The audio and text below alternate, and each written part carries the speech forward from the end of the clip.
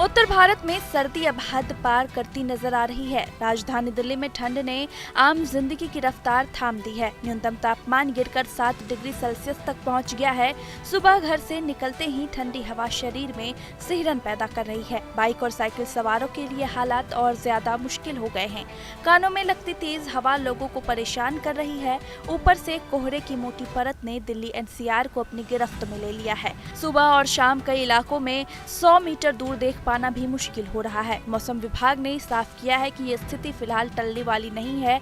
दिल्ली के लिए red alert जारी किया गया है। चेतावनी दी गई है कि सड़क, रेल और हवाई यातायात पर सीधा असर पड़ सकता है। पंजाब, हरियाणा से लेकर उत्तर प्रदेश, बिहार तक घना और बहुत घना कोहरा छाने की आशंका है। IMD के अनुसार जब विजिबिलिटी 0 से 50 मीटर के बीच होती है तो उसे बहुत घना कोहरा माना जाता है। ऐसे हालात में सड़क हादसों का खतरा कई गुना बढ़ जाता है, इसलिए लोगों को बेहद सावधानी बरतने की सलाह दी जाती है।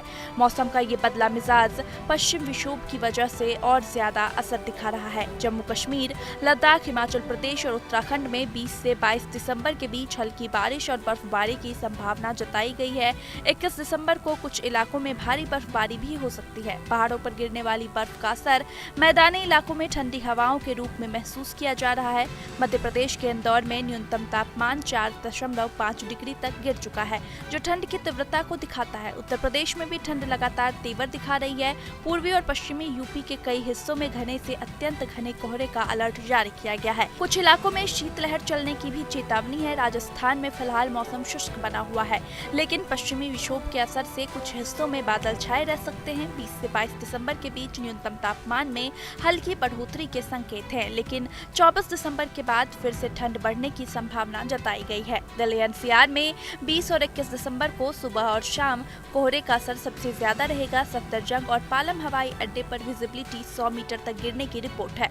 वहीं प्रदूषण ने भी हालत बिगाड़ कर रख दिए हैं। दिल्ली के कई इलाकों में AQI 400 के पार पहुंच गया है। मौसम विभाग ने सलाह दी है कि गैर जरूरी यात्रा से बचें और वाहन चलाते समय हेडलाइट और गति पर खास ध्यान दें। कुल मिलाकर उत्तर भारत में आने वाले कुछ दिन ठंड और कोहरे की कड़ी परीक्षा लेने वाले हैं। Desk report, news state. आपके मोबाइल पर तुरंत आएगी ब्रेकिंग न्यूज। स्क्रीन पर सबसे पहले दिखेगी बड़ी खबर। देश दुनिया की हर खबर एक जगह। अब आपके मोबाइल पर तुरंत फटाफट इंस्टॉल कीजिए न्यूज नेशन ऐप और रखिए खुद को अपडेट।